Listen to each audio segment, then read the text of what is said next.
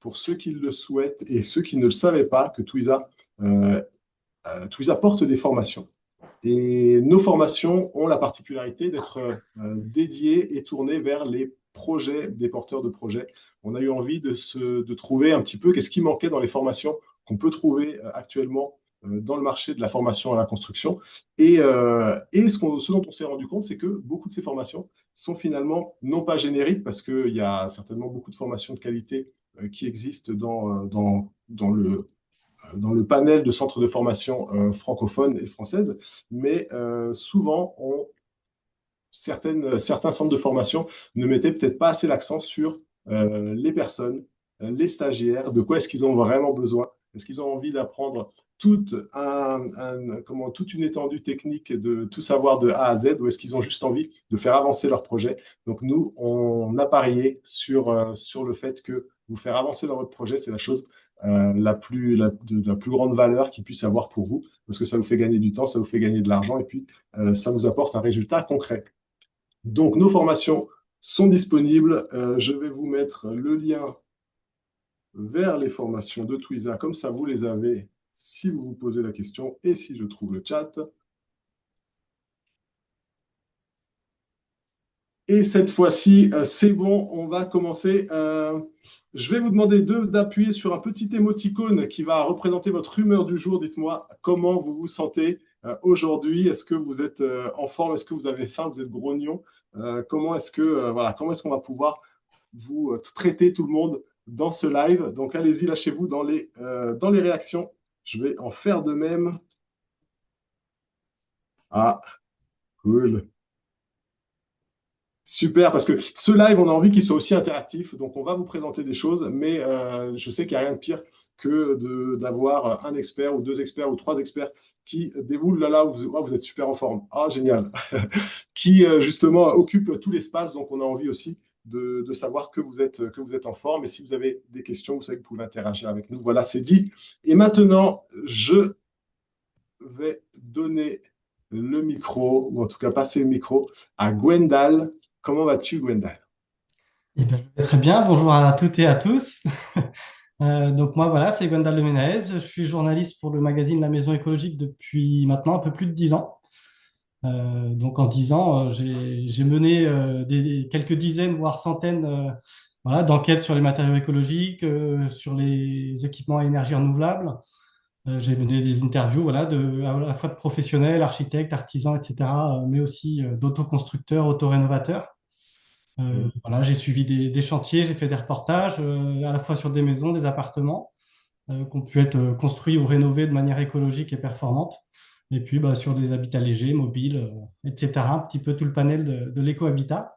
Et voilà. Nous, notre objectif au magazine La Maison écologique, c'est de rendre l'écohabitat accessible au plus grand nombre.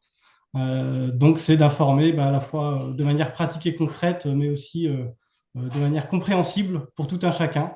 On n'a pas tous le même degré de connaissance sur le domaine, donc on essaie voilà, que tout le monde puisse s'y retrouver. On parle surtout des solutions qui sont disponibles pour construire et pour rénover de façon écologique, de façon saine, de façon performante, en montrant aussi toute la diversité des approches qu'on peut avoir sur l'habitat écologique, que ce soit sur le plan philosophique, sur le plan esthétique, sur le plan technique, mais aussi sur le plan financier, parce que bah, l'habitat écologique, c'est loin d'être réservé seulement aux plus aisés. Tout le monde peut y avoir accès. Euh, et donc, pour aller plus loin dans cet objectif et toucher des nouveaux publics, donc pour diffuser encore plus loin ces alternatives aux bâtiments conventionnels, j'ai écrit l'an dernier, au début d'année, un livre, donc le guide de la rénovation écologique, qui vient de paraître aux éditions Marabout. Et donc, c'est un peu une sorte de panorama de toutes les options écologiques qui sont possibles pour chaque poste de travaux quand on rénove un bâtiment, que ce soit une maison ou un appartement. Et donc, le livre détaille un petit peu toutes les étapes du début à la fin d'un tel projet, avec des photos de chantier, des retours d'expérience sur des projets réels qui sont détaillés, des comparatifs d'équipements, de matériaux, etc. Et c'était aussi une manière bah, d'allier la théorie et la pratique, parce que bah, j'ai aussi rénové ma maison il y a quelques années. avec des matériaux sains et d'origine naturelle. Donc j'ai pu me rendre compte de toutes les infos que j'aurais bien aimé avoir à l'époque et que j'avais pas. Eh, Et donc j'ai rassemblé un peu tout ça dans ce livre. génial, génial. Bah, écoute, donc ça, c'est ce que vous voyez normalement à l'écran en ce moment. Donc, c'est le livre que Gwendal, comme dit, vient de parler, donc la rénovation, le guide de la rénovation écologique. Ça doit quand même être super de travailler à la maison écologique pour avoir son propre projet. Je pense que ça t'a quand même super bien inspiré et puis ça a fait on va dire des bons contacts et des bons réflexes, non, j'imagine? Et non seulement ça m'a inspiré, mais ça a surtout semé la petite graine qui a fait germer le projet parce que, en fait, moi, j'ai été embauché à la Maison écologique en 2015. Je pense que ma seule expérience de bricolage, c'est quand j'étais gamin, des étagères pour mettre des plantes qui étaient plutôt bancales, on va dire. Donc, j'étais pas spécialement un gros bricoleur. Et au bout de 2 ans à la Maison écologique, je me suis dit, ouais, bah, faut se lancer, quoi. Carrément, carrément, bah, tu as eu raison. Et tu t'as présenté le magazine. Ça m'a fait me poser une question. Qui d'entre vous ne connaît pas la maison écologique ou n'a jamais lu la maison écologique? Est-ce qu'il y en a dans le chat ou euh, dans, bah, voilà, l'audience? Je ne sais jamais comment vous nommez. Donc, chez les tweezers, est-ce qu'il y en a qui ne connaissaient pas la maison écologique? Je pense qu'il n'y en a pas beaucoup. Il y en a Donc, toujours. eh ben, génial. Eh ben, c'est très bien qu'il y en ait quelques-uns quand même, parce que ça veut dire ça veut dire que vous allez découvrir quelque chose de fantastique et tout un univers. Tu dis que ça fait plus de 10 ans que tu es à la maison écologique. Là, vous avez fêté un anniversaire récemment. Et ben, très récemment, même vendredi dernier, donc il y a quelques jours, on a fêté les 25 ans du magazine avec la sortie du numéro 150 qui sort cette semaine dans les kiosques. Yes, yes. Peut-être qu'il y a quelques abonnés dans le chat, ils ont peut-être déjà reçu leur exemplaire. C'est en cours. Eh ben, laissez-le nous savoir dans le chat. Voilà, 25 ans, quand on parle de construction écologique, c'est pas rien du tout. C'est-à-dire qu'il y a 25 ans, les habitudes, les pratiques étaient absolument pas au niveau où elles sont aujourd'hui. Et je pense que la maison écologique est vraiment un acteur majeur dans ce développement et énormément de professionnels et énormément on va dire, de personnes impliquées dans l'éco-construction se sont servis de vos rubriques, de vos hors-séries dont on va aussi parler et de tous les sujets que vous avez pu traiter voilà, avec tellement de brio. Du coup, on arrive sur le sujet dont on avait envie de parler, c'est l'humidité dans le bâti ancien et le hors-série de la maison écologique qui est à venir. Je vais vous mettre le lien dans le chat dans une minute. Et je voudrais savoir, pour la création de ce hors-série, euh, est-ce qu'il y a une anecdote ou une situation particulière que tu retiens dans le processus de rédaction ou bien chez les particuliers que vous avez pu rencontrer? Oui, je trouve qu'il y a une petite anecdote qui est assez révélatrice des problèmes qui tournent autour de l'humidité dans le bâtiment. On a ouvert le magazine on voulait ouvrir sur une espèce de reportage sur un diagnostic humidité pour montrer, voilà, un petit peu en fonction du bâtiment qu'on a en face de soi, comment trouver les traces d'humidité et comment remonter la piste de l'humidité pour en trouver la source et pour pouvoir régler les problèmes. Et c'est un des articles que j'ai rédigé moi-même. Et donc, j'ai fait un peu comme tout le monde. Je suis allé d'abord sur Internet et essayer de trouver une entreprise qui propose des diagnostics humidité sérieux.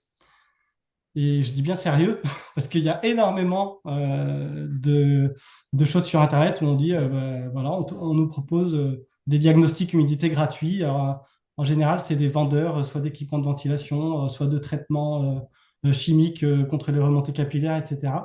C'est pas vraiment des diagnostiqueurs indépendants. Et déjà, quand on dit diagnostic gratuit, ça met un petit peu la puce à l'oreille. On se demande si le diagnostic est gratuit, c'est qu'il y a autre chose à vendre derrière. Donc, l'indépendance est un peu compliquée à trouver. Donc, j'ai mis très, très longtemps à trouver un professionnel indépendant. Donc là, c'est un architecte qui est expert judiciaire aussi autour de ces questions. Et du coup, on a essayé de trouver à la fois un bâtiment sur lequel il allait intervenir et où je puisse le suivre pour voir un peu voilà, comment se passait un tel diagnostic. Et en fait, lui était overbooké. Il a des dossiers à n'en pas finir et c'est souvent des dossiers sensibles qui peuvent finir devant les tribunaux. Donc, c'était compliqué de recevoir aussi un journaliste sur place. Donc, à la fois trouver le bon professionnel pour faire un diagnostic et en plus, en tant que journaliste, trouver un dossier pas trop litigieux pour pouvoir aller sur place, ça a été compliqué. Donc, on l'a finalement fait à distance et on s'est tous les deux un peu projetés dans une sorte de fiction où on s'est dit, allez, par écran interposé, on arrive dans un bâtiment, comment ça se passe, où est-ce qu'on va regarder, quels outils on va pouvoir utiliser pour voir ce qui se passe. Donc, c'était une mise en scène un petit peu particulière. D'habitude, on est plutôt en direct avec les gens sur place, on regarde ce qui se passe, on prend des photos. Là, on est parti un petit peu dans l'imagination pour comme une petite reconstitution, quoi. Ok, ok. Et ben écoute, je pense que la question du pro, elle arrive souvent. Et surtout quand on a des problèmes d'humidité, on va essayer de chercher des informations concrètes, des informations tangibles. Sauf que les pros, il y a beaucoup de professionnels qui sont très bons dans ce qu'ils font, mais qui ne connaissent pas grand-chose au bâti ancien, malheureusement. Et c'est vrai que ça, c'est un peu une problématique que j'entends souvent et que je revois souvent. Et est-ce qu'on peut dire qu'il y a un business de l'assèchement ou un business de l'anti-humidité pendant vos recherches? Vous avez décelé des choses comme ça? Oui, oui, oui, il y a beaucoup de vendeurs de solutions, et encore, j'emploie le mot solution, c'est celui qu'ils emploient, mais c'est pas toujours des solutions, il y a souvent même des contre-solutions qui aggravent les problèmes. Qui masquent les problèmes et qui les aggravent derrière, sans qu'on s'en rende compte. Donc, les problèmes d'humidité, ils sont très propres à un bâtiment, à une situation géographique, à un terrain, etc. C'est vraiment du cas par cas, du sur-mesure. Et donc, quand on vous vend directement, quel que soit le type de bâtiment, vous avez des remontées capillaires, on applique telle solution. Je pense notamment à des injections de résine dans les murs. Déjà, c'est suspect. Mm. Quand on ne Oui, prend pas le temps d'approfondir, bah voilà, quel est votre bâtiment, comment il est construit, où est-ce qu'il est situé, voilà, il y a anguille sous roche. tout à fait, tout à fait. Mais je vois Bastien qui fait oui de la tête parce que effectivement, c'est vraiment une question de cas par cas, hein, comme tu le dis, c'est une question de contexte. Et il faut bien comprendre le contexte, c'est-à-dire qu'une solution peut pas, il n'y a pas de solution universelle ni de solution miracle. Chaque solution trouve son problème, on va dire ça comme ça. Euh, ok, et du coup, est-ce qu'il y a une pépite ou en tout cas un conseil que tu tires ou que toi tu as appris à titre personnel de ce magazine, du travail sur ce hors-série et qui pourrait être utile aux personnes qui nous écoutent? Alors, il y a un conseil là qui me revient en tête plus vite que les autres, parce que ça m'a marqué comment il est arrivé ce conseil-là. En fait, j'ai fait deux cahiers pratiques dans ce numéro. Donc, on va sur un chantier et puis on détaille en photo toutes les étapes de réalisation d'un chantier. Et à quelques jours d'intervalle, j'ai fait un chantier sur une tranchée drainante, donc qui est tout autour d'un bâtiment pour évacuer l'eau et notamment limiter les remontées capillaires. Et quelques jours après, côté intérieur d'un bâtiment, un hérisson ventilé. Donc, c'est pour voilà, gérer l'humidité sous le sol de la maison. Euh, et les deux professionnels que j'avais en face de moi sur ces deux chantiers mettaient les tuyaux de drain pas dans le même sens. En fait, les tuyaux de drain, ils sont percés que sur la moitié de leur hauteur. C'est des drains d'épandage. Et le premier sur la tranchée drainante m'avait dit, bah, on met les trous au-dessus, comme ça, l'eau elle rentre dedans, et puis hop, ça fait une canalisation qui évacue l'eau. Et quelques jours après, le professionnel, c'est un formateur vraiment spécialisé dans le bâti ancien et l'humidité, me dit, ah mais non, c'est une erreur ultra répandue que pratiquement tout le monde fait, mais il a fait des tests, il a fait des maquettes, et en fait, c'est l'inverse, il faut que les trous soient en dessous. Parce que s'ils sont au-dessus, ça veut dire qu'il faut attendre que l'eau est montée de la moitié du tuyau, donc on a déjà 5 cm d'eau au fond de la tranchée, avant que ça puisse rentrer dans le tuyau. Alors que si les trous sont en bas, dès qu'il y a de l'eau, pouf, ça rentre dans le tuyau et ça prend l'autoroute vers l'exutoire. Yes. Eh ben, top, top, top. C'est un très, très bon conseil. Dans le chat, n'hésitez pas à nous dire si c'est des conseils qui peuvent vous servir ou en tout cas si vous avez appris quelque chose. Donc, merci Gwendal pour ça. C'était notre envie aujourd'hui de communiquer un petit peu avec la maison écologique, de faire, on va dire, profiter du réseau, de faire profiter du travail que vous faites à notre réseau chez Twiza. Et vous pouvez le voir dans l'écran partagé qu'il y a ici. Donc, si vous êtes intéressé par ce hors-série, Vaincre les problèmes d'humidité, eh bien, ce sera un très beau cadeau d'anniversaire des 25 ans que vous ferez à la Maison écologique, si vous voulez. Vous le procurez. Et je pense que c'est un beau cadeau que vous ferez à vous-même parce que quand on voit un petit peu les conséquences qu'il peut y avoir et que peuvent susciter des problèmes d'humidité, je pense que voilà, ça vaut vraiment la peine. Donc, c'est dit, vous avez le lien dans le chat. Je vais arrêter le partage ici et j'ai envie de vous poser une petite question. Alors, attention, attention, on va rentrer dans la technique. Je vais lancer un sondage, on va voir si ça fonctionne. Tac. Donc, normalement, vous devriez voir quelque chose qui s'est affiché. La question que je vous pose, c'est où est-ce que vous en êtes dans votre projet de rénovation lié à l'humidité? Ça va nous permettre d'axer un petit peu notre discussion aussi autour de vos considérations et de là où vous en êtes. Donc, est-ce que vous êtes sur la phase de diagnostic, la phase de conception, ou bien vous êtes en plein dedans? Voilà, voilà, voilà. Ou bien vous êtes juste là parce que vous êtes curieux et que vous avez envie d'en savoir plus. Ça nous intéresse aussi de le savoir. Ok, je vous laisse répondre au sondage. Ça va prendre 2 petites minutes. Euh, Est-ce qu'il y a quelque chose qu'on pourrait rajouter, Gwendal, ou que tu voudrais rajouter par rapport à, à la maison écologique ou autre chose? Là, j'ai rien qui me vient. Peut-être s'il y a des gens qui ne connaissent pas, on peut peut-être, oui, en effet, présenter un petit peu plus le magazine. Nous, ben, un peu comme Twiza, on n'est pas que dans la prise de hauteur, on est vraiment les mains aussi dans le cambouis. L'idée, c'est vraiment à la fois de donner confiance dans nos capacités à toutes et tous de mener des projets, que ce soit de la construction ou de la rénovation, et aussi bah, de fournir des outils concrets pour passer à l'acte. Euh, voilà, je pense que ça résume assez bien la philosophie du magazine. Top, top. Et est-ce qu'on peut peut-être dire aussi que c'est pas qu'un magazine papier, donc vous avez aussi la version en ligne. Qu'est-ce qu'on peut trouver sur la version en ligne?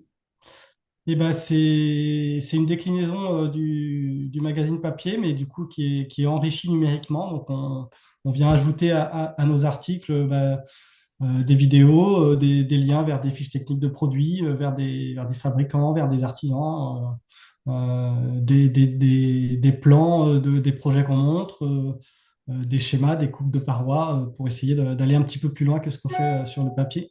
Et puis on a aussi bah, voilà, sur les réseaux sociaux et on a une chaîne YouTube où on montre des vidéos bah, à la fois de chantiers qu'on va suivre et puis de maisons, d'appartements, d'habitats mobiles qu'on est allé visiter et pour lesquels on interroge à la fois les habitants et les professionnels qui ont participé au projet. Eh ben, écoute, merci beaucoup pour ça. Gwendal, tu restes avec nous, on rebondira tout à l'heure avec les questions et puis avec Bastien. Donc, voilà, on va dire qu'on clôture cette première partie. On va voir les résultats du sondage et puis on va passer à la deuxième partie de notre visio. Pendant ce temps, je vous invite aussi à poser vos questions au-delà de répondre au sondage. Si vous avez des questions spécifiques concernant une problématique de votre bâtiment, puisque je vois que quand même 14 d'entre vous êtes en phase de conception des travaux. 36, donc 46% d'entre vous sont en phase de diagnostic. Donc, vous avez certainement des questions à poser. N'hésitez pas à le faire dans les commentaires. Et puis voilà. Alors, est-ce que vous voyez, vous, le résultat du sondage? Pas du tout, hein, c'est ça, hein? Personne ne les voit. Faites-moi un signe avec la tête. Je crois pas, hein. Je ne sais pas comment je peux vous les partager. Euh, Gauthier, je crois qu'il faut juste mettre fin au sondage et normalement ça devrait apparaître. Je m'en ok. occupe. Oh, merci Théo. Merci Théo. T'es un amour. Donc, heureusement que Partager les Théo est là. résultats. Vous les voyez ou pas? Oui, apparemment, oui. C'est bon? Donc, Ouais. donc voilà, vous êtes 46% en phase de diagnostic, 18% en phase de conception, 4% en phase d'exécution en plein dedans, et puis 33% qui êtes justement des curieux intéressés par le sujet. Et vous avez bien raison. Du coup, eh ben, ce que je vais faire, je ferme ça et je vais tendre le micro à Bastien Dunant. Bastien, est-ce que tu es Bon. là? Oui, je suis là. Ouais. Bonjour à tous. Bah, moi, je m'appelle Bastien Dunant. J'habite maintenant en Bretagne, mais ça n'a pas toujours été le cas. J'étais longtemps en montagne à Chamonix, hein. Je suis charpentier de formation et puis depuis 25 ans. Je suis maintenant à mon compte depuis une dizaine d'années. Et voilà, j'ai fait en montagne beaucoup de réno sur des vieilles fermes. J'ai toujours été adoré un peu les vieilles pierres, tout ça. Et du coup, j'ai construit aussi ma maison là-bas en maison bah, aussi écologique que possible, forcément. Et puis voilà, par choix de vie, ma petite famille et moi, on est venu plutôt s'installer ici en Bretagne maintenant. Je suis voilà depuis 3 ans ici et là, oui, je vois aussi pas mal de soucis d'humidité. C'est un sujet un peu récurrent dans le coin, mais du coup, Humidité de l'air ou humidité du bâti? un peu les deux. Parce que là, pour l'instant, on a l'impression que c'est le grand soleil par chez vous. Là, ouais, aujourd'hui, c'est un beau soleil, ouais. Mm. Ah, la chance. Ouais. Nous, c'est ouais, Euh, on est sous la pluie en Rhône-Alpes. ok, des petits nuages, mais en même temps, ça passe vite ici, hein. Cet après-midi, d'ici la fin de la réunion, ça peut changer deux, trois fois, quoi. Ok, ben j'espère que tu resteras quand même avec nous jusqu'à la fin quand même. On va tout de suite profiter du soleil. Alors écoute, donc du coup, Bastien, toi tu Oui, as suivi le cursus de formation de formateur qu'on mène chez Twiza pour oui, pouvoir être formateur. ouais. Donc c'est des formations, c'est pas pour vous apprendre votre métier, mais c'est vraiment pour apporter des notions Non, oui. de D'ingénierie pédagogie. pédagogique, ouais, carrément. Non, non, complètement différent. Euh, pour finir, moi, j'ai été formé au bâtiment, bon, ben, avec mon apprentissage pour la charpente, mais après, j'ai vraiment été passionné par la rénovation performante, tout ça, les bâtiments passifs. Et du coup, je me suis formé avec l'ASDER qui est à Chambéry, donc en Savoie. J'ai fait plusieurs formations avec eux, notamment une belle formation qui est leur formation rénovation performante. Voilà. Et après, quand j'ai fait mon chalet, ben j'ai voulu me documenter. C'est là que j'ai connu un petit peu Twiza avec leur riche forum. Et puis, voilà, j'ai toujours gardé un œil sur l'assaut, même après où j'avais moins, pas forcément besoin, mais ça m'a toujours intéressé. Ce côté d'entraide, tout ça, j'ai essayé d'aider un petit peu par des conseils dans les forums, justement, quand c'était possible pour moi. Et puis après, récemment, j'ai rencontré Émilie Émile, oui, ouais, qui est Amy par qui chez était chez toi. vous, voilà, ouais, qui est pas loin de chez moi. Et puis du coup, on a discuté, elle m'a parlé de cette branche formation. Donc moi, je proposais cette thématique de l'humidité qui pouvait intéresser le public de Twiza, quoi. Voilà. Tout à fait. Ok, top, top. Et bah écoute, on va rentrer dans les Hmm. questions et dans le sujet. Quand on pense humidité du bâti ancien, on pense remontée capillaire. Je pense que ouais, ça devrait être vraiment le désordre le plus couru qu'on puisse trouver. Tu veux, pour ceux qui sont peut-être pas familiers avec ce concept, Hmm. nous expliquer un peu ce que ce sont les remontées capillaires? Oui. Alors, ouais, c'est un problème qu'on rencontre quand même relativement souvent. Pourquoi? Parce que, eh ben, avant, il n'y avait pas euh, ce qu'on fait maintenant dans le bâtiment plus moderne. C'est une rupture capillaire euh, radicale. Donc là, on coupe par un matériau, souvent du béton, toute remontée qui se fait par capillarité. Donc la capillarité, c'est un phénomène physique qui est pas facile à comprendre, mais qui fait remonter l'eau et les liquides à travers des tout petits tubes qu'on appelle les capillaires. C'est pour ça qu'on des Ok. très fins. Le Rien, capillaire, hein, c'est le cheveu, voilà. rien Donc à voir avec. l'eau remonte à travers les petits capillaires. L'expérience qui illustre bien ça, c'est celle du sucre dans le café, hein. Vous trempez votre sucre dans le café, hop, le café avec remonte dans le sucre jusqu'à l'imbiber complètement, même au-dessus du liquide, quoi. Voilà. Donc, ben, ce qui se passe dans les murs, en fait, c'est un peu ça, c'est l'humidité du sol. Comme il n'y a pas vraiment de rupture, elle passe à travers les matériaux qui sont poreux, qui ont ces petits capillaires, et ça arrive à remonter dans les murs jusqu'à des hauteurs qui peuvent être de plus de 2 mètres, hein, si les conditions pour ça sont réunies, elle peut monter assez haut aux étages et aller toucher éventuellement des poutres, etc. Donc ça peut être un souci. Et puis, ça crée des pathologies. Euh, donc voilà, celle des poutres, ça peut être assez grave parce que dès qu'on on touche à des matériaux qui sont putrescibles, comme le bois, eh ben, on peut avoir des pourrissements. Et donc après, ça peut s'affaisser, voire s'écrouler dans les pires des cas, hein. Tout à Voilà. fait. Mais sinon, ça peut créer d'autres désordres comme voilà, des salpêtres et tout simplement de l'humidité, des moisissures, des algues, etc. Donc ça peut être d'ordre esthétique simplement, mais après, ça peut aussi éventuellement attaquer la santé des habitants, hein, parce que les moisissures dans l'air, voilà, c'est pas très sain et ça peut faire des attaques pulmonaires, voilà, dans certains cas. Ok. Ok, ok. Voilà, donc c'est ça, c'est au pire des cas, et puis avec Mm. une exposition régulière à certains champignons, etc. C'est intéressant l'idée, parce que en le disant, ça m'a fait penser à quelque chose, l'idée du sucre et de l'humidité qui remonte dans le sucre.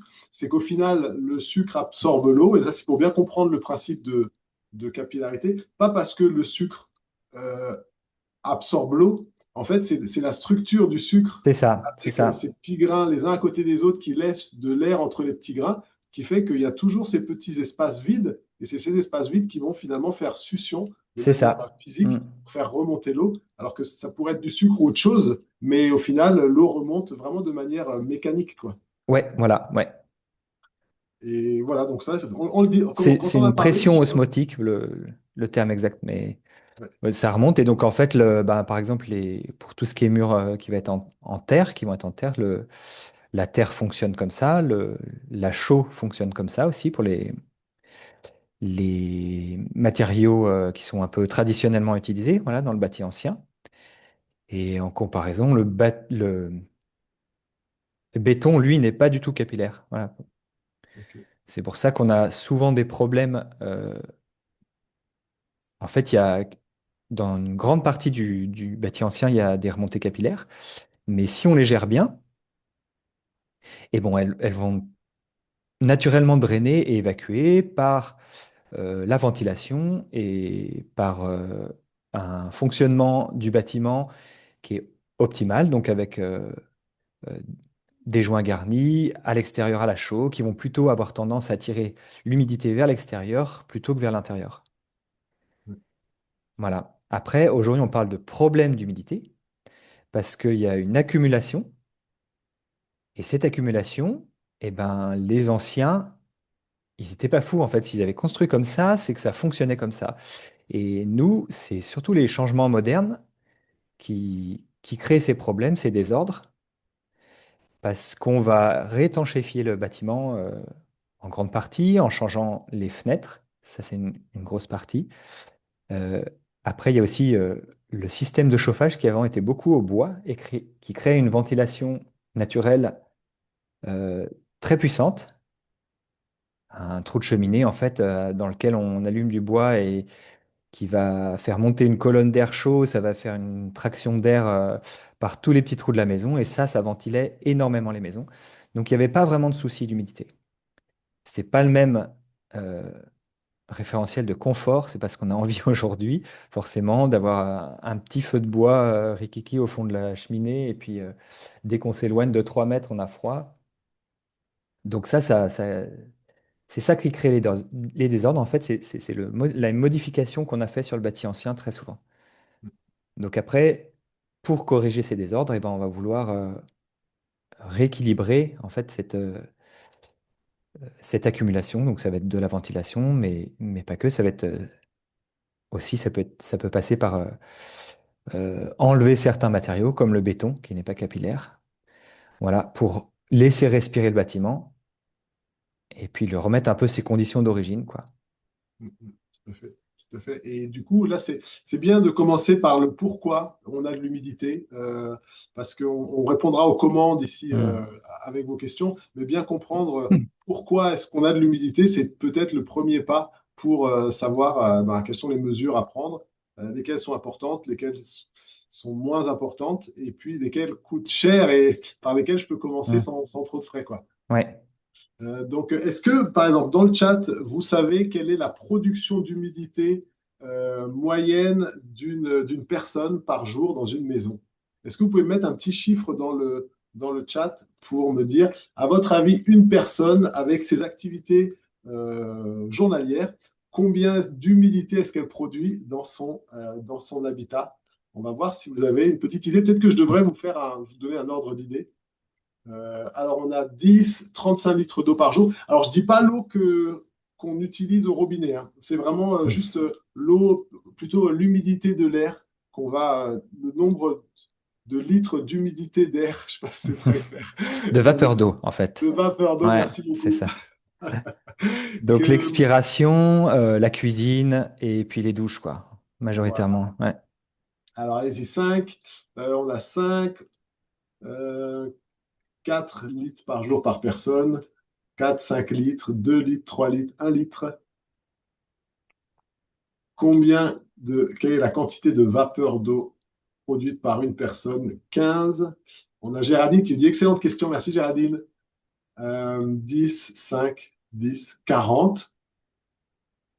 Bon, Sophie, je peux te dire tout de suite, c'est pas 40. Voilà, comme ça, c'est moins que 40.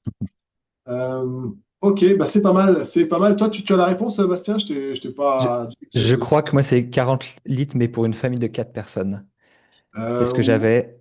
Donc ça ouais, fait à peu alors près 10 litres d'eau par jour. Ouais. je crois qu'on est plutôt autour de 4 Ok, litres par ok, personne, et ok. une famille de 4 ce serait 16. Donc on reste dans ces 4, c'est pour Ah, ça ok. que Tu vois, ouais. truc. Mais voilà, on est 4 litres. Donc qui a répondu 4 litres? Vous pouvez vous faire, voilà, vous pouvez vous mettre Bravo. voilà, tape sur l'épaule. C'est bien ça, c'est énorme, hein, parce que tu Mm. parlais des habitudes dans le bâti ancien et des habitudes aujourd'hui. Donc on utilise la maison d'une toute autre façon et du coup, bah, elle réagit forcément différemment, quoi. Forcément, ouais. Mm. Ok. Donc voilà, donc comme dit, le pourquoi, c'est ça, c'est on apporte de l'humidité, il y a de la capillarité. Est-ce qu'il y a d'autres sources d'humidité que l'on voit fréquemment? Oui, ouais, ouais, ouais. Il y a, je vais pas spoiler sur la formation qu'on fait avec Twiza. Du Vas-y, coup, mais spoil. on- il y a 5 sources d'humidité dans le bâtiment. Ok. Ouais, il y a donc les remontées capillaires, qui sont un peu l'humidité qui est contenue dans le sol, qui va remonter ou mal être évacuée dans la maison.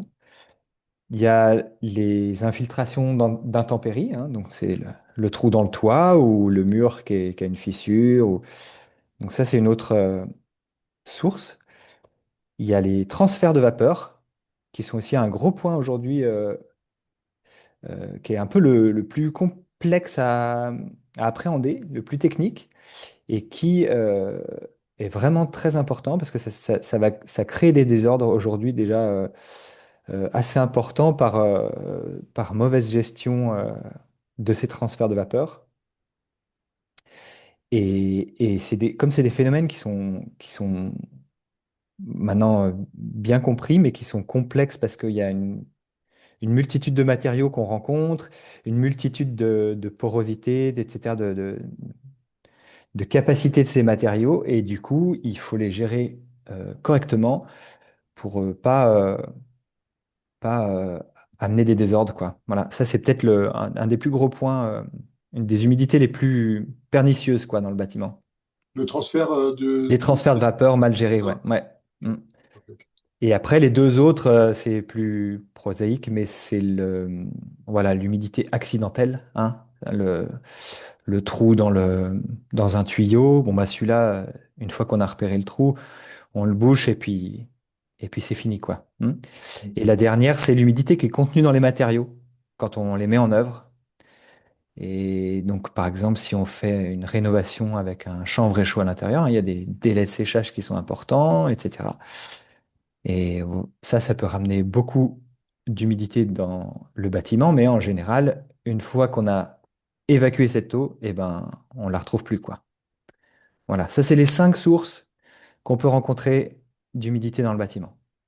Ok, ok, ok. Je récapitule pour être sûr d'avoir bien compris. Donc, on a les remontées capillaires, on a les transferts de vapeur, on va avoir Les alors les deux derniers, infiltrations. Ouais. les infiltrations, Ouais. l'humidité accidentelle, et puis le dernier, c'était Contenu dans les matériaux, quoi. contenu dans les matériaux. Voilà. C'est vrai Ouais. on n'y pense pas souvent, mais il y a beaucoup d'eau dans un enduit, il y a beaucoup d'eau Ouais. qu'on Ouais. pose sur le mur, et puis il faut gérer qu'il y ait un bon séchage qui puisse se faire. Est-ce que tu veux développer Alors, je dis aussi à Gwendal, si tu veux intervenir à n'importe Oui, quel bien moment, sûr, n'hésite hein. pas, Ouais. Gwendal, hein, parce Mm. que là, moi, je te vois pas parce que la configuration est faite comme ça, mais n'hésite surtout pas à prendre la parole dès que tu as envie. Ça marche. Et, et du coup, ouais, les transferts de vapeur, est-ce qu'on peut creuser un petit peu cette question-là, des transferts de vapeur? En quoi est-ce que c'est problématique? Qu'est-ce que c'est exactement?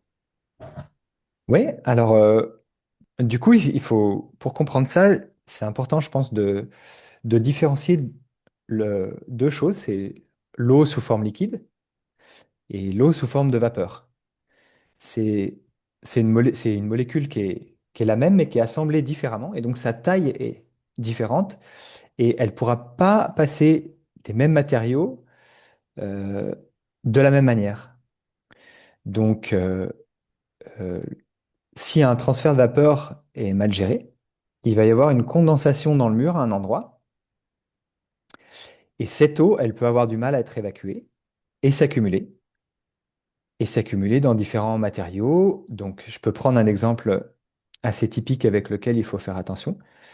C'est par exemple si vous faites une isolation intérieure avec des matériaux biosourcés, ce qu'on a envie de faire chez Twiza et parmi les lecteurs de la maison écologique, je pense, d'utiliser du biosourcé, et ben, le problème, c'est que c'est des matériaux putrescibles.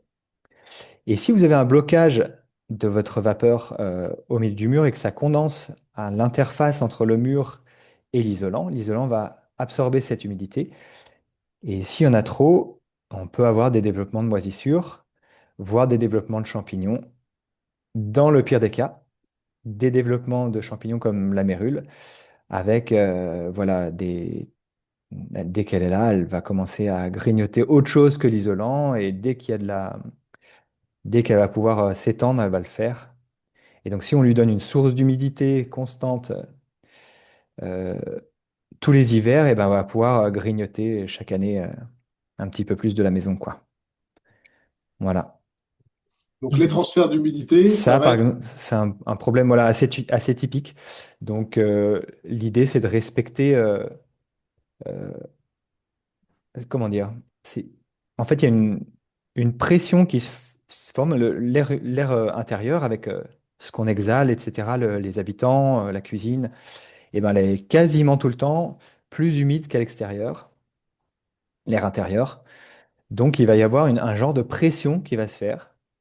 Comme il y aurait une pression d'air si on gonflait une maison étanche ou d'eau. Et en fait, elle va ben, sortir par les trous qu'elle rencontre, quoi, là, cette pression. Et du coup, il va y avoir une rentrée dans le mur de vapeur d'eau. Et donc, le but étant de l'aider à s'évacuer vers l'extérieur. Ce qui est pas toujours évident avec bah, des matériaux dans le bâti ancien qu'on a déjà, quoi. Voilà. Si on a des murs en pierre, eh ben, ils seront plus ou moins étanches. Si on est plutôt plus étanches que si on a des murs en terre, par exemple. Voilà. Ou des pans de bois, etc. OK. OK, OK. Donc, Juste nuancer, peut-être, on a pointé les biosourcés ce que peut leur faire l'humidité. ouais, Alors, si on isole, c'est des matériaux qui nous intéressent peut-être moins ici, mais même si on isolait avec de la laine de verre par l'intérieur, alors oui, elle ne peut pas pourrir comme un végétal, mais elle peut aussi être support de moisissure. Et tout même à si elle fait. Ouais, ne ouais, pourrit ouais. pas, Ouais. elle se dégrade et sa Oui, performance, elle devient inefficace une fois qu'elle voilà. est Ouais. mouillée. Mm. Contrairement à un isolant biosourcé qui, quand il va sécher, a une certaine résilience, va retrouver ses performances. La laine de verre, une fois mouillée, elle ne sert plus à rien. Tout à Exactement. fait, tout à fait. Après, c'est juste, voilà, je peux parler d'un problème, mais justement enfin, j'ai eu le témoignage de quelqu'un qui a voulu faire bien. il a fait ça.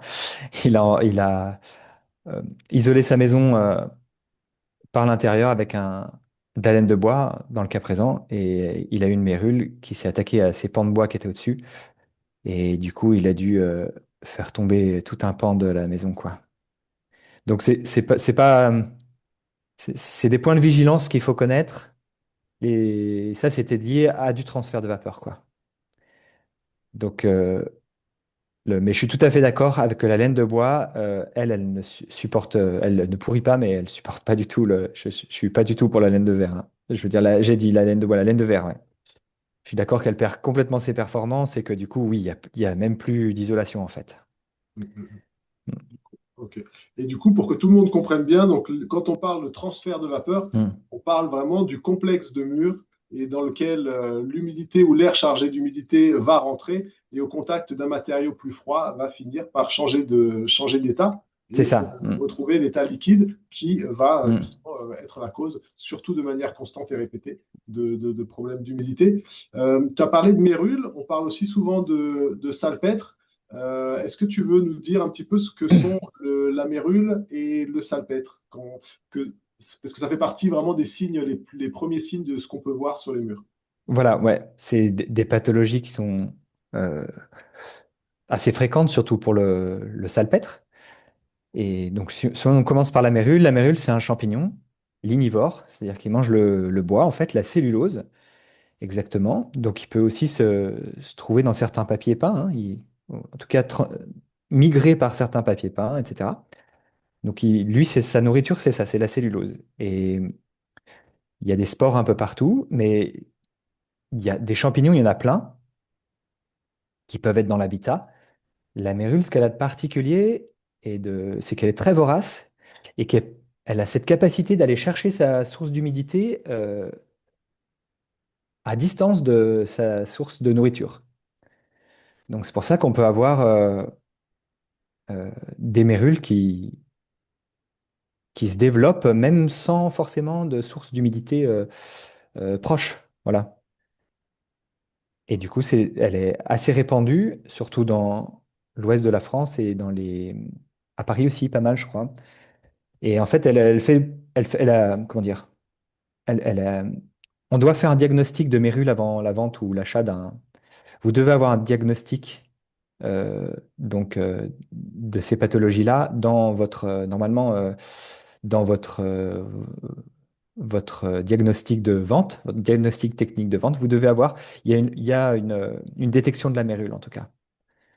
Parce que c'est un champignon qui a cette capacité à vraiment faire pourrir le bois et donc à détériorer des énormes poutres qui peuvent être structurelles, quoi, assez rapidement.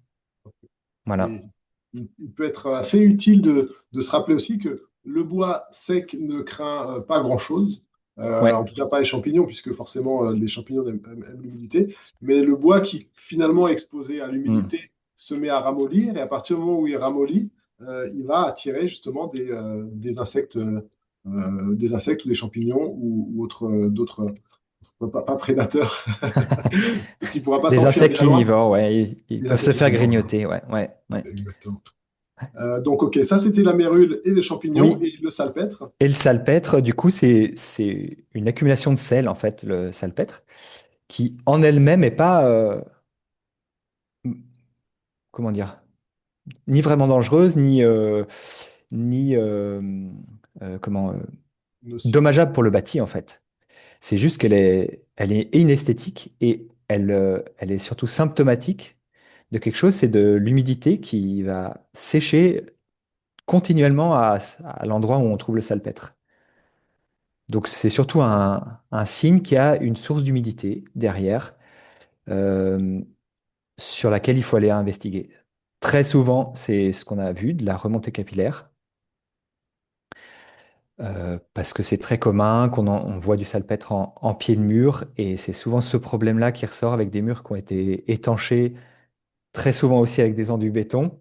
On pourra Et en du parler, coup, tiens. voilà, au lieu d'avoir un séchage qui se fait sur toute une surface de mur, on va avoir un séchage qui se fait plus que par petits endroits. Et donc, il y a une accumulation d'eau qui va sécher à cet endroit-là et qui va finir par accumuler des sels. Voilà, ça c'est l'explication du salpêtre. Ok. On trouve beaucoup dans les bâtiments qui ont reçu des animaux dans une vie antérieure, des anciennes étables, des anciennes écuries, parce que les déjections des animaux sont riches dans ces sels. Et du coup, ça remonte dans les murs. Et en effet, quand ça sèche, le sel, lui, il s'évapore pas, il reste là. Et pour la petite histoire, alors j'ai plus les termes exacts ou les points exacts, mais l'hôpital de la Salpêtrière avait été construit aussi sur une salpêtrière, sauf que à l'époque, une salpêtrière, ça servait à récupérer ces sels pour faire des poudres à canon, des poudres Mm. explosives. Et donc, c'était ça l'utilité du salpêtre à la base. Et puis, au final, ben, on a fini par construire un hôpital pour sauver les gens plutôt que de les tuer à la source de cela. Voilà, voilà pour la petite note culturelle. Et très bien, très bien. On avance dans notre live. N'hésitez pas à poser vos questions, on va y venir bientôt. Et je me suis permis de reposter les liens si vous les cherchiez pour le hors-série de la Maison écologique, pour les formations Twiza. Et je rappelle à ceux qui sont arrivés en cours de route que Bastien est donc le formateur de Twiza qui gère cette formation à l'humidité, en tout cas pour reconnaître l'humidité et savoir quoi faire, qui contacter, comment réagir. La formation, Bastien, il y a deux formats. Est-ce que tu veux en parler un Oui, petit peu, s'il te plaît?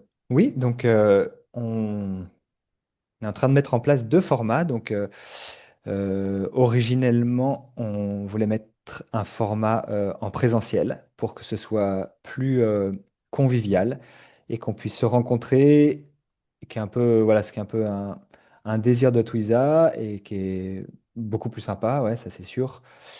Et du coup, on va faire ce format-là quand même. Si on arrive à le remplir, ce sera avec grand plaisir. Et ça se passerait très certainement à Nantes. Et on mettrait une date en mars de l'année prochaine. Et sinon, le deuxième format, comme c'est une formation qui va se dérouler en une journée, c'est pas toujours évident de faire venir les gens pour une seule journée, comme ça, de les faire voyager sur des distances. Il y a, voilà, pour les aléas de chacun. On va essayer de mettre en place, enfin, on va mettre en place même cette formation en distanciel. Et ce serait sur 3 après-midi, les vendredis 16, 23 et 30 janvier de l'an prochain. Voilà, voilà. Donc, selon que vous soyez plutôt sensible à la formation présentielle ou à la formation distancielle, parce qu'on a voulu mettre en place une session en présentiel et finalement, on a eu beaucoup de retours de personnes qui nous disaient Mm. ah bah mince, c'est trop loin, je ne pourrais pas y assister. Et étant donné que Mm. ce sont des concepts, ou en tout cas des savoirs qu'on peut transmettre aussi en distanciel, c'est une option que vous avez. Le lien est juste au-dessus pour ceux qui sont intéressés. N'hésitez pas à aller jeter un petit coup d'œil. Et d'ailleurs, j'en profite pour le deuxième quiz, parce que nous, ce qui nous intéresse, c'est de savoir comment est-ce que vous vous positionnez par rapport à ça. Et le deuxième quiz, c'est celui, alors c'est Théo qui m'a mis ça tout à l'heure, ou voilà, c'est ça. Ah non, c'est fini. Les Pardon. pièges, c'est ça, Gauthier? Des pièges. Et ok, merci. T'es encore là, Théo, merci beaucoup. Ouais. Lounge, alors attention à vos index. Cliquez ceux qui vous concernent. Donc, quel est le piège ou le barrage? Ah non, c'était pas celle-là, Théo, du coup.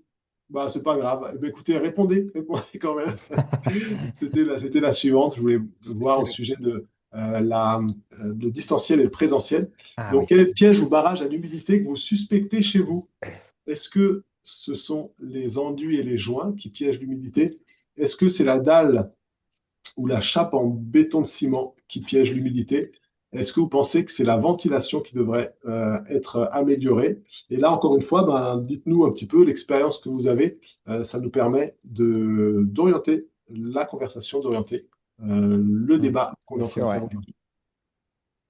Donc, il y a, pour l'instant, c'est A qui gagne avec les enduits et les joints ciment sur les murs. Ben, Je on revient je suis pas là-dessus dans une complètement minute. étonné, mais C'est clair, c'est clair.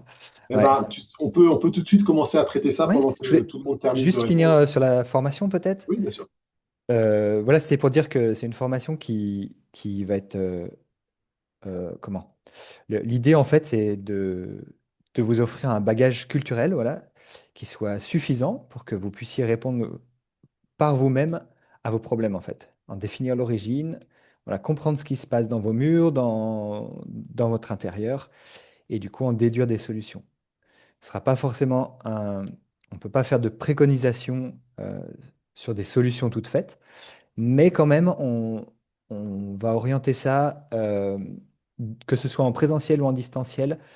euh, il y aura une partie où on va vraiment étudier vos cas en particulier et voilà, essayer ensemble de définir ce qui se passe dans vos intérieurs. Voilà. Je voulais Tout à juste faire fait. cette petite précision. Oui, c'est ça. Encore pour ceux qui sont arrivés après le début du live, on essaye de vraiment mettre le porteur de projet au cœur du Mm. sujet. Voilà, Et ouais. donc avant la formation, vous avez un questionnaire, vous commencez déjà à pré-répondre et à pré-informer les formateurs de tout ce que vous avez envie de savoir. Vous partagez des photos, vous Mm. partagez des plans, et On puis fera ça, derrière, ouais, ça se fait sur 3 semaines pour le...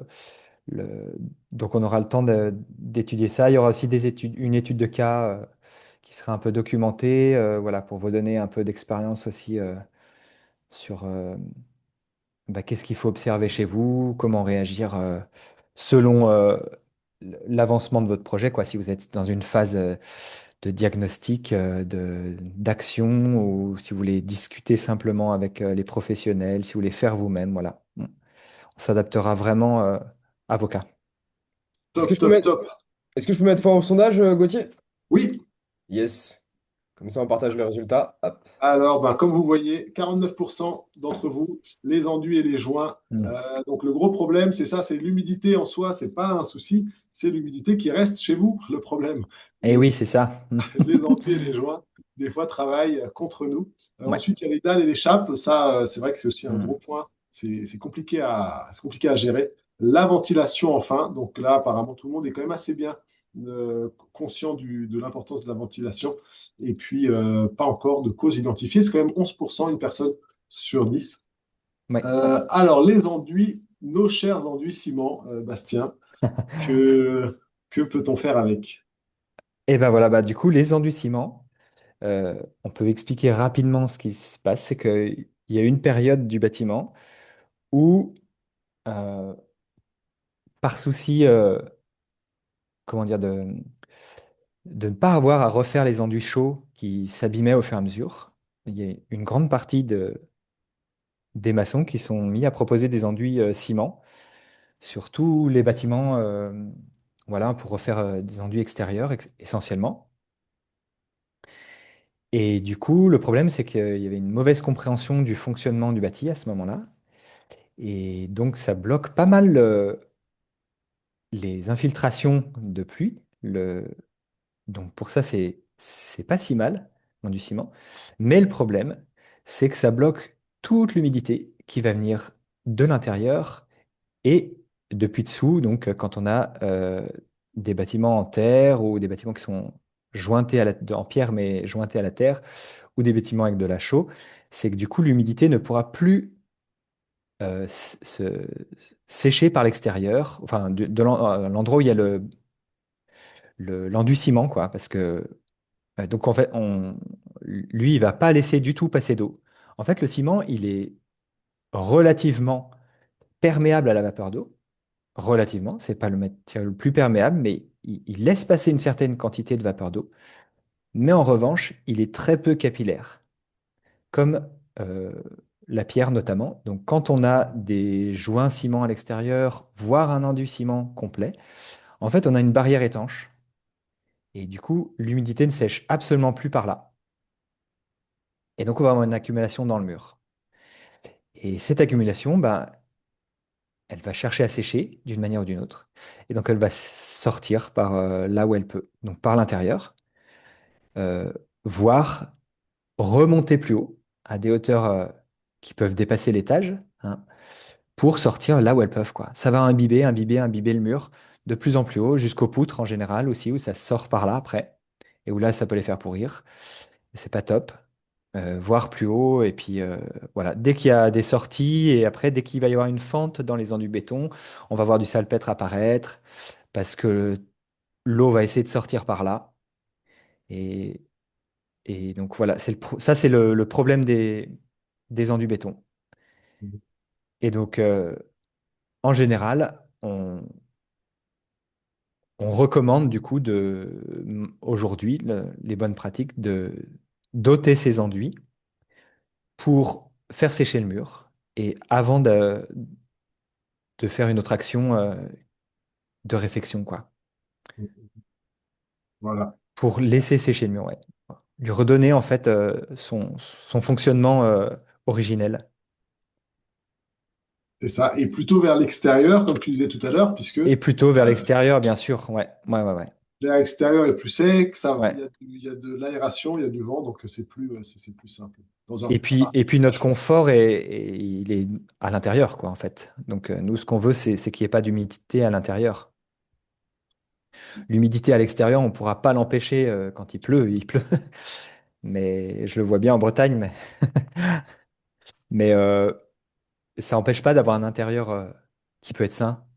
C'est souvent des choses que j'ai vues les 3 dernières années, là, depuis que je suis en Bretagne. C'est les gens qui me disent, ah oui, mais ici, il fait humide, donc c'est normal que les intérieurs des maisons soient humides. Eh ben non, en fait, c'est pas normal. On peut faire en sorte que ce soit pas humide à l'intérieur, même si c'est humide à l'extérieur. ok, ok. Et c'est quoi humide à l'intérieur? À partir de quel taux d'humidité on va commencer à sentir de l'inconfort, on va commencer à se dire, tiens, il faudrait peut-être que je fasse quelque chose. Je, je, je crois que c'est de l'ordre de 70%, mais le problème, en fait, c'est que c'est lié à la température intérieure, parce que plus l'air est chaud, plus il peut contenir d'humidité. euh, donc ça lui fait une humidité relative moins importante. C'est-à-dire que l'air plus chaud, on le ressentira humide plus rapidement finalement. Donc il faudra en tout cas chauffer plus pour comment dire, contrecarrer cet inconfort. Et donc c'est pas forcément mieux, quoi. Mhm. Ah oui, c'est vrai qu'effectivement, Ouais, en fonction de la température, voilà, ouais, le ressenti et la concentration d'humidité est pas la même dans l'air. c'est ça. Ouais. Les recommandations, c'est que le taux d'humidité se situe plutôt entre 40 et 60%. Et en Voilà, effet, quand ouais. on en est à 70%, c'est que C'est là où quelque part. là voilà, on peut commencer à avoir des problèmes. Ouais. Ouais. Et sur le retrait des enduits ciment dont parlait Bastien, nous, dans leur série, il y a un expert qui nous disait qu'il ne considère même pas ça comme une opération de travaux, de rénovation. Pour lui, le retrait des enduits ciment, c'est la phase de diagnostic. Parce que D'accord. Ouais. Ok. tant qu'on a l'enduit Oui. ciment, on peut Ouais. avoir des remontées capillaires, comme tu disais, à 2 mètres. Mais peut-être que le bâtiment en lui-même, si on lui retire ses enduits, les remontées seront peut-être plus qu'à 50 centimètres, 1 mètre. Tout à fait. Tout à fait. Pour Ouais. pas faire Ouais. des Ouais. travaux, Oui. pour faire des travaux vraiment adaptés au bâtiment, il faut déjà Ouais, c'est ça. Mm. ces enduits. Top. Et du coup, qu'est-ce qu'on pourrait faire de le plus pratique pour ce diagnostic-là avec le ciment? En admettant qu'on veuille traiter l'extérieur, qu'on ne peut pas refaire toute la façade, comment est-ce qu'on peut amener une solution peut-être ou provisoire ou en tout cas substantielle? Il faut au moins retirer, si on ne peut pas retirer tout l'enduit ciment sur toute la façade, ou si on ne peut pas le faire d'emblée dès le début, il faut au moins le faire sur, je crois que c'est le premier mètre d'élévation du mur, au moins pour que, voilà, vu que l'eau elle arrive du bas, qu'elle puisse sortir au plus vite du mur par l'extérieur, quitte à faire le haut du mur plus tard, voire à ne pas le faire, mais c'est quand même beaucoup mieux de le faire. Au moins, voilà, que le plus tôt possible, le premier mètre d'élévation du mur soit dégagé du ciment.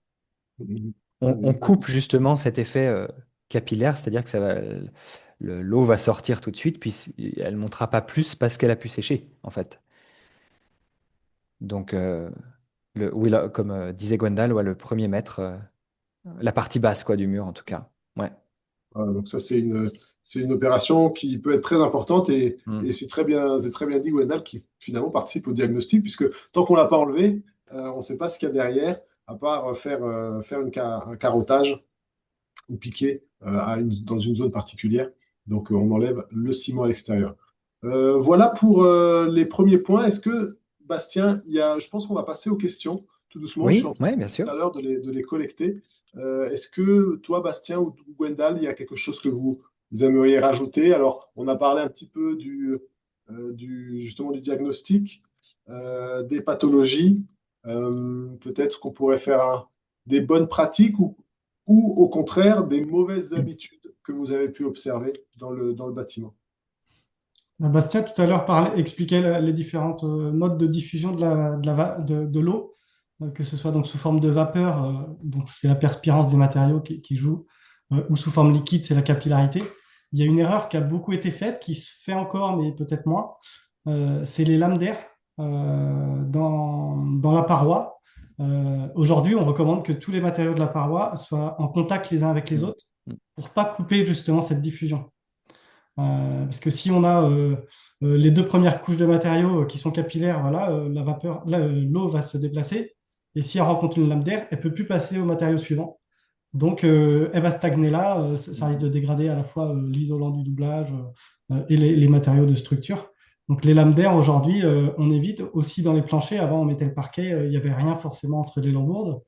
Aujourd'hui, on évite tous les vides d'air pour éviter la condensation et la stagnation de l'humidité. Euh, voilà, sauf dans quelques cas très particuliers, Mm. il y a des gros risques et on peut faire une contre-cloison pour isoler, mais du coup, il faut que le vide d'air il soit ventilé vers l'extérieur. Là, c'est vraiment dans des situations particulières, des C'est- pièces enterrées, semi-enterrées, des choses comme ça. Voilà, ça fait partie des deux solutions qui sont euh, viables dans les parties enterrées, en fait. Donc c'est celle-là, la boîte dans la boîte. Donc on recrée une boîte isolée dans la boîte du bâti ancien, mais comme tu dis, on la ventile entre deux vers l'extérieur pour qu'il n'y ait pas cette accumulation d'humidité. Ça, c'est une des solutions. Et puis l'autre solution, c'est d'avoir une continuité capillaire avec des matériaux qui sont capillaires et isolants. Donc là, il n'y en a pas 50 000, hein. Je crois que c'était la- un peu les bétons cellulaires, tout ça, voilà. Mm. Il faut qu'il y ait une continuité, en tout cas, comme tu disais, il ne faut pas qu'il y ait de lame d'air, il faut que ce soit vraiment continu. Donc après, il faut se débrouiller pour que la partie du béton touche la partie du mur qui est enterré, pour qu'il y ait une continuité, une diffusion de la vapeur. Là, dans ce cas-là, on diffuse l'humidité à l'intérieur, mais comme ça se fait de manière très régulière, et ben, ça ne pose plus de problème du coup. Ça, c'est les deux solutions pour les parties enterrées, en fait. Mais je suis d'accord avec toi, Gwendal, en tout cas, de cette, c'est important de dire il faut cette continuité entre tous les matériaux du mur pour qu'il y ait une diffusion de la vapeur, que la diffusion de la vapeur se fasse, qu'il n'y ait pas d'accumulation à un endroit précis. Ouais. Top, top. Ça, c'est vraiment des super infos. Merci beaucoup. Et là, on va rentrer dans le reste des infos, c'est-à-dire que vous avez posé beaucoup de questions. On va essayer de traiter un maximum. J'ai essayé de les grouper un petit peu pendant que vous parliez tout à l'heure. Ouais, en tout cas, je les ai là. Euh, je peux déjà dire que beaucoup de réponses à ces questions se résument à ça dépend. Voilà, faut pas que vous soyez trop déçus. Vous avez posé votre question, on va y répondre parce qu'il y a vraiment une question de contexte, une question Hmm. une question d'éléments de contexte. Alors, première question, c'est tout en haut, c'est quand on a dû commencer le live, il y a Karine qui demande le hors-série est-il également disponible en kiosque? Ça, Oui, il est ça en dépend. kiosque jusqu'à fin janvier. Jusqu'à fin janvier. Donc ça, c'est tout bon. C'est fait. Donc Dominique nous dit qu'il a une maison en meulière à 150 ans, pas de cave, pas de vide sanitaire. Deux murs sont enfermés côté extérieur par un mur mitoyen et côté intérieur par un enduit ciment. Mur mitoyen à l'extérieur, enduit ciment à l'intérieur. Comment savoir si l'humidité est montée jusqu'aux poutres du premier? Le cas échéant, pouvons-nous attendre que le plancher du premier flanche pour intervenir? Je ne l'avais pas lu jusqu'à la fin la question. Très bonne idée d'attendre que le plancher flanche. Ne restez pas Donc, dessous. voilà, il faudra juste lui dire de vous prévenir 5 minutes avant que vous puissiez sortir de la maison. Je suis pas sûr d'avoir saisi la question ici, je suis désolé, je vous l'ai lu comme ça. Euh, bon, merci Dominique pour cette contribution. Il Donc, comment savoir n'y a pas vraiment si de c'est question jusqu'aux là. poutres, en fait? C'est ça. Ouais. Tout- il faut faire Eh ben, des sondages, hein, donc ouais. c'est ça, un petit sondage, enlever un petit peu l'enduit, utiliser un appareil, j'ai vu cette question Voilà, aussi un petit oui, peu plus loin. Alors, il ouais, bien sûr, un existe des humidimètre, appareils, ouais, ouais. donc voilà. Comment ça s'appelle si tu veux nous le... Un humidimètre. Donc, c'est un appareil avec des deux petites fiches métalliques qu'on insère dans le matériau. Donc, ça peut être dans le bois ou dans les enduits, souvent les parties plutôt molles en général. Et du coup, il y a un courant qui les traverse et ça mesure l'humidité. Ok. Il y a Jennifer qui vous prévient tout le monde qu'elle a eu, elle, une tentative d'arnaque à la mérule. Donc, elle dit les arnaqueurs en profitent pour vous faire peur en faisant croire n'importe quoi. Donc, essayez Mm. d'avoir plusieurs sources d'informations. Je sais que toi aussi, tu en partages des sources d'informations. Enfin, ça fait partie du cursus que tu Oui, proposes. ouais, Mais c'est- mm, ouais, j'ai une partie sur toutes les pathologies liées au bâtiment, enfin à l'humidité, quoi. ouais. Voilà, Et donc vers qui se les tourner pour avoir un champignons. diagnostic Ouais, correct. ouais. Dans quel cas est-ce que les draps flexibles sont essentiels lors de la pose d'un hérisson ventilé? Et dans quel cas peut-on s'en passer? Alors, j'aurais une double réponse. La première, jamais. On évite les drains flexibles. Il faut mieux les drains rigides dont on peut maîtriser notamment la pente, qui est difficile avec un drain flexible. Et en gros, plus le risque d'humidité de ton sol va être fort, plus tu vas avoir besoin de ces drains dans le hérisson. S'il n'y a pas vraiment de risque d'humidité, ni de radon, mais ça, c'est peut-être autre chose, la couche de cailloux du hérisson peut suffire. S'il y a un risque d'humidité, mais faible, on peut se contenter d'un tuyau de drain qui longe juste les parois extérieures du bâtiment. Et si par contre il y a un risque important d'humidité, on va avoir donc ce réseau périphérique, mais aussi des traverses afin voilà, de vraiment ventiler la totalité de la surface du sol. Et puis si vraiment il y a un très très gros risque d'humidité important, on peut aussi avoir un drain hydraulique. Donc autant le drain aérolique, là, celui dont on parlait, il est en haut de la couche de cailloux du hérisson, parce que son rôle, c'est plutôt de gérer la vapeur d'eau, donc sous forme de gaz. Si on a vraiment de l'eau liquide importante, on peut faire en sorte que les pentes du sol qui sont sous le hérisson soient en pente. Et en bas de la pente, on va mettre un autre tuyau de drain qui gérera, lui, l'eau liquide pour l'évacuer vers un fossé ou un autre exutoire. Super, super Gwendal, super complet parce que ça répond à plusieurs questions qui avaient été posées au niveau des drains. Donc voilà, quel drain et comment les placer. On a Pauline qui nous demande, alors Pauline habite dans un château fin 19e et ils ont un puits. Alors est-ce qu'elle demande, est-ce qu'il est opportun de le condamner pour éviter une source d'humidité dans l'habitat? C'est c'est délicat de répondre comme ça. Il est à quel endroit ce puits? Quelle distance de la maison? Je ne sais pas s'il est à l'extérieur, à l'intérieur. C'est Euh, dans le sous-sol, c'est à l'intérieur. c'est à Et l'intérieur. effectivement, Ouais. est-ce qu'il y a une cave par-dessus? Est-ce que c'est vrai que c'est plusieurs questions à se poser. Ouais. Donc ça, voilà, là, ça va dépendre. Voilà. Là, c'est pas. Moi, je suis plus charpentier, mais il faut vraiment voir le cas précis et avoir plus de contexte pour répondre. Donc, faire venir quelqu'un qui s'y connaisse un peu plus. Parce que s'il y a un puits sous la maison, c'est qu'il y a une présence soit de la nappe, soit d'une source.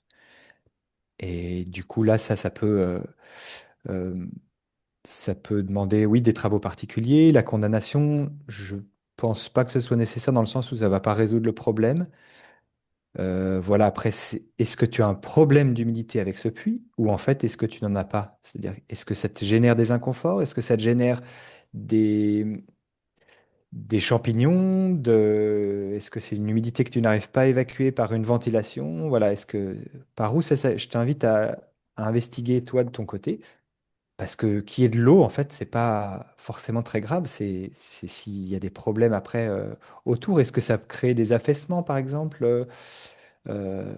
sur certaines parties de ton château, tu peux peut-être remarquer des fissures ou des choses qui montreraient qu'il y a un courant d'eau, en tout cas, qui détériore au fur et à mesure ton bâti, quoi.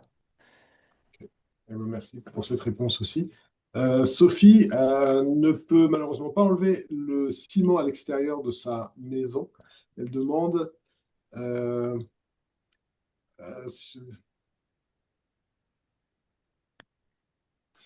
elle demande quelle est la problématique, mais au final, voilà, qu'est-ce qu'elle peut faire si elle n'a pas les moyens d'enlever le ciment, l'enduit ciment qui est à l'extérieur? Quel recours elle a? Et ben, je réponds, Gwendal, ouais, Ouais, vas-y, vas-y. ouais. Du coup, encore une fois, est-ce que tu as un problème d'humidité, Sophie? Donc, est-ce que tu as une humidité qui est trop importante à l'intérieur? Est-ce que tu as des salpêtres? Est-ce que tu as... Parce que si tu n'as pas de problème d'humidité, ben, tu n'as pas de problème d'humidité. C'est-à-dire que des fois, dans certains cas, selon le contexte, ton bâtiment, il fonctionne très bien comme ça. Moi, je le vois ici en Bretagne où il y a beaucoup, beaucoup d'enduit béton extérieur. Et ici où il y a beaucoup de pluie avec du vent, les façades sont très, très mouillées. Et des fois, enlever l'enduit béton extérieur, ça peut solutionner des problèmes, mais faut le remplacer par quelque chose, quoi, par de la chaux. Si on fait que l'enlever, il va y avoir des infiltrations après. Donc, on va remplacer une humidité par une autre.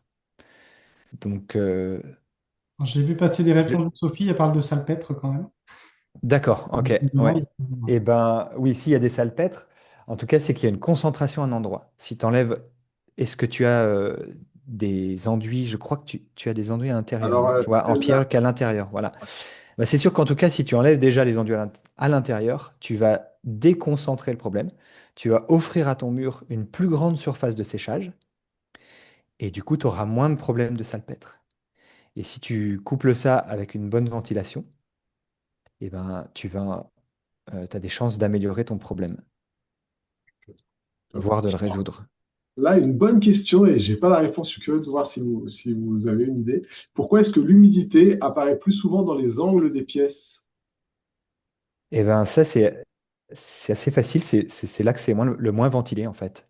Ok, ok. Ouais, si, c'est un point important. On n'a pas parlé de ventilation encore, mais c'est un point qui est essentiel aujourd'hui parce qu'on étanche beaucoup les bâtiments. Avec la pose des fenêtres, notamment l'isolation des toitures, et ben, il y a presque plus aucun trou parce que les murs en soi, ils étaient assez étanches à l'époque. Donc, l'air partait ben, par la cheminée, par les dessous de fenêtres et de portes et par le toit qui n'était pas doublé. Voilà. Alors, dès qu'on double et qu'on change les fenêtres, tout ça, et ben, on n'a plus de ventilation. Et c'est là qu'il y a les accumulations qui apparaissent.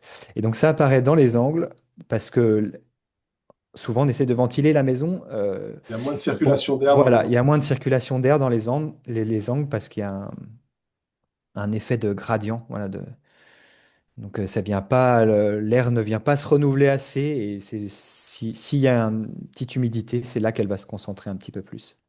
C'est pour ça qu'on repère aussi les défauts de ventilation donc dans les angles, mais aussi derrière les meubles. Par exemple, derrière Voilà, le ouais. lit, derrière une commode, parce que là aussi, la ventilation va moins facilement passer pour évacuer l'humidité. Génial. Même Et ceci, là, du coup. Ouais. Mm. il y a Christophe qui reprend sur ce que je disais, et il a certainement raison, en tout cas de reprendre, c'est que je parlais tout à l'heure justement de l'humidité qui remonte dans le sucre, et que là c'est plus un effet de mèche que de la capillarité, parce que la capillarité est liée à la pression osmotique et à la différence de potentiel électrique qui attire l'eau du sol. Donc là, c'est super intéressant parce que ça montre à quel point le sujet peut être technique et que quand on a envie de régler le problème, il faut des fois aller creuser ou chercher un peu plus loin que ce qu'on imaginait. Mais tout à fait, Christophe, c'est vrai que Oui, ce que moi j'ai décrit, ça devait être l'effet de mèche. oui, oui, oui, ouais, ouais. Mm. Ok. Donc merci pour cette précision. Euh, alors, il y a Yann qui dit quid des enduits sacrificiels pour éliminer l'eau, le salpêtre, etc.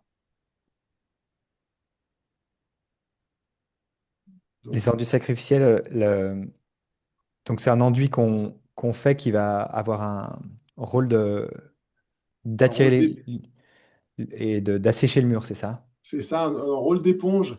Ça se fait Aussi des de fois avec capter des. ça se fait beaucoup pour le salpêtre, euh, Mhm. parce que ça permet, donc, par exemple, pendant un an, on va mettre cet enduit qui va capter l'humidité, qui Ouais. va capter les sels.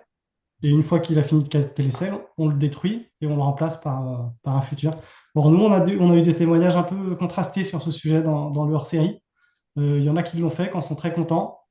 Il y a des pros qui disaient, je ne me vois pas proposer à un client de lui refaire un enduit tous les 3 ans. Parce qu'en effet, au bout d'un an, on le casse. S'il y avait vraiment énormément de sel, énormément de salpêtre dans le mur, ça peut continuer encore. Et du coup, s'il faut revenir encore 2 ans après pour redétruire l'enduit, en refaire un, il trouvait que Mm. c'était une solution un peu difficile à faire passer auprès de ses clients. Ok, ok. Mais c'est vrai qu'en tout cas, elle a le mérite d'exister. Et si certains d'entre vous sont intéressés, ça peut être bien fait avec des enduits à la terre. Parce qu'on a vite fait un enduit à la terre, on l'a vite défait aussi. Et puis, c'est super, super agréable ou intéressant. Ça a bien capté les sels. Mais voilà, en tout cas, c'est intéressant d'avoir abordé ce sujet. Hum, donc, mesurer l'humidité du mur avec un appareil, ça a été vu. Et d'ailleurs, pour les enduits sacrificiels, du coup, vous savez si vous en voulez en savoir plus, vous savez où aller chercher les infos dans leur série. On a fini de piqueter les joints extérieurs cet été et automne, mais on n'a pas encore attaqué le rejointoiement extérieur, chaud hydraulique sable. Est-ce préférable de faire les joints durant l'hiver ou au contraire attendre printemps-été prochain? Question de Gabriel. Moi, c'est un sujet, les enduits que je connais pas. Du coup, je préfère là pour le coup pas répondre et voir avec des professionnels. Toi, Gauthier, tu peux peut-être tu as peut-être ces Oui, connaissances-là. Ouais. bah, ça va dépendre C'est plus ton métier, quoi, moi. C'est plus le il y a bois. une part de bon sens qui va dire euh, que si, par exemple, l'assemblage est bancal, si les pierres ne tiennent pas bien ensemble ou qu'elles commencent à se déchausser, évidemment, on va pas attendre avant de refaire le joint. Euh, Après, l'idée, c'est quand même ouais, d'avoir un minimum de joints qui est en place. Mais si c'est un mur sain qui tient bien et qui a pas de problème particulier, vous pouvez largement attendre. Même une fois qu'on a décrouté l'enduit ciment, on n'est pas obligé de refaire un enduit tout de suite, même je ne le recommande pas. Attendez une saison, 2 saisons, 3 saisons pour voir un petit peu comment le mur réagit, qu'est-ce que le mur vous dit et à quelle saison il vous le dit. Ça donne pas mal d'informations, donc il n'y a pas besoin de se presser si structurellement il n'y a pas d'urgence.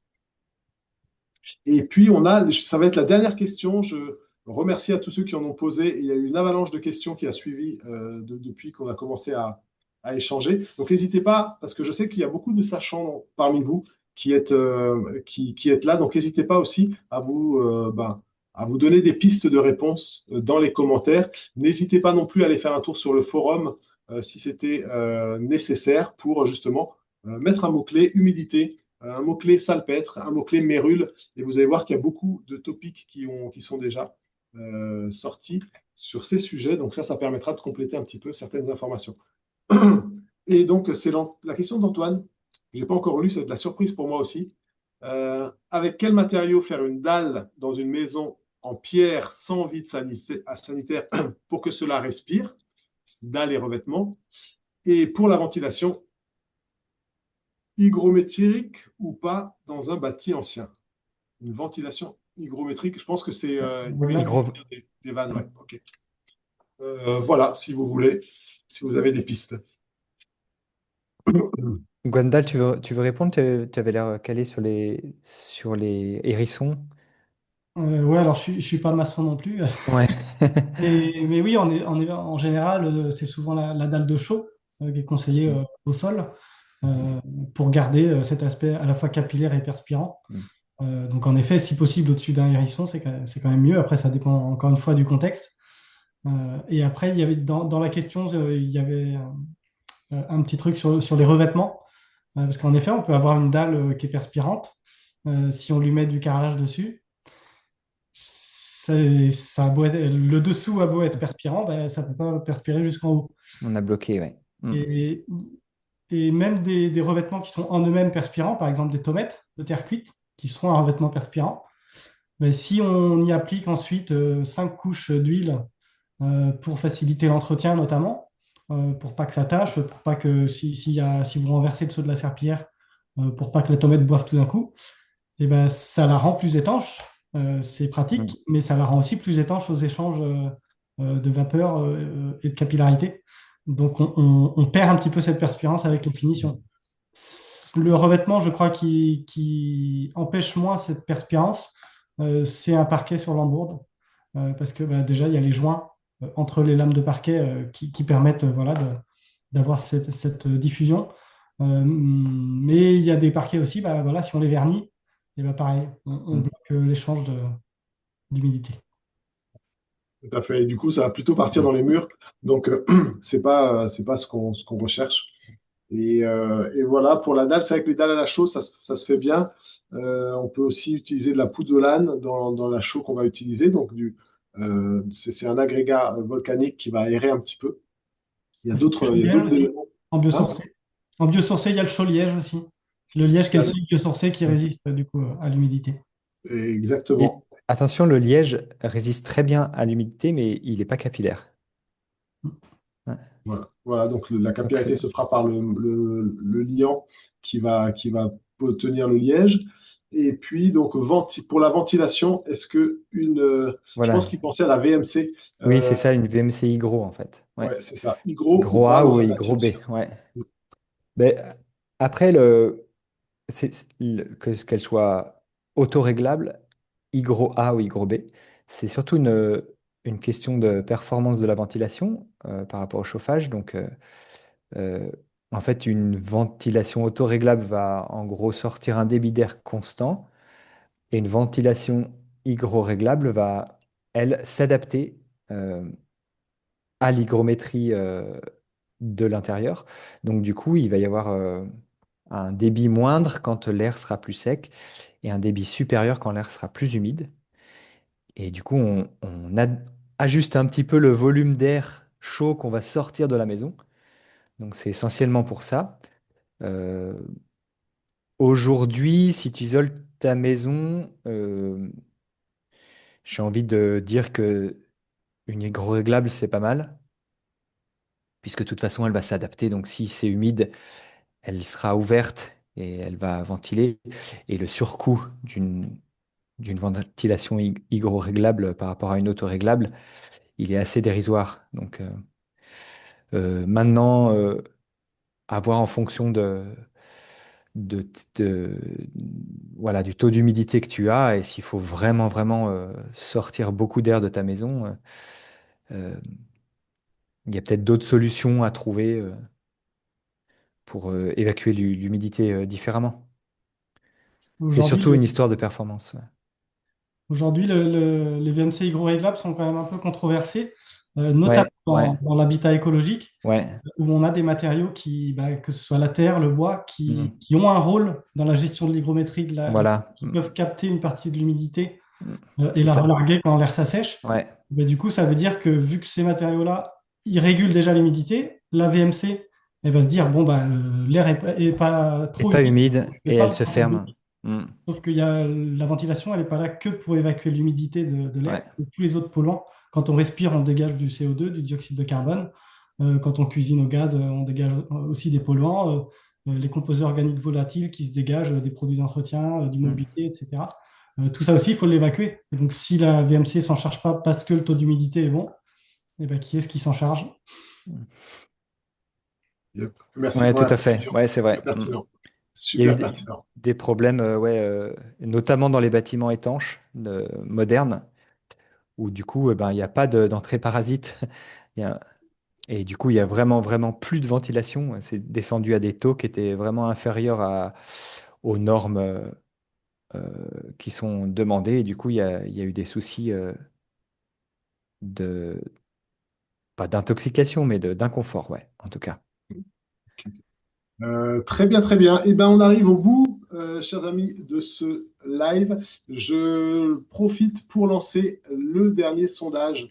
Donc, ce sondage-là, c'était pour savoir, parce que justement, nous aussi, on a besoin d'informations, on a besoin de savoir Mm. ce dont vous avez envie, sur la question de se former en ligne à l'humidité, ou plutôt contre l'humidité, ou plutôt se former en présentiel. Donc, donnez-nous votre avis tout simplement, comme ça, on pourra en tenir compte. Ça, c'est dans le petit sondage qui vient d'être envoyé. Et moi, de mon côté, ce que je vous invite aussi à faire, si et parce que vous avez posé encore beaucoup de questions, c'est d'aller voir le forum Twiza. Donc sur le forum, vous pourrez aller déjà voir le replay de nos échanges. Ce sera dans la section conseil de pro, mais vous pourrez aussi aller dans pas les questions fréquentes, c'était divers ou bien demander de l'aide. Excusez-moi, le temps que je trouve.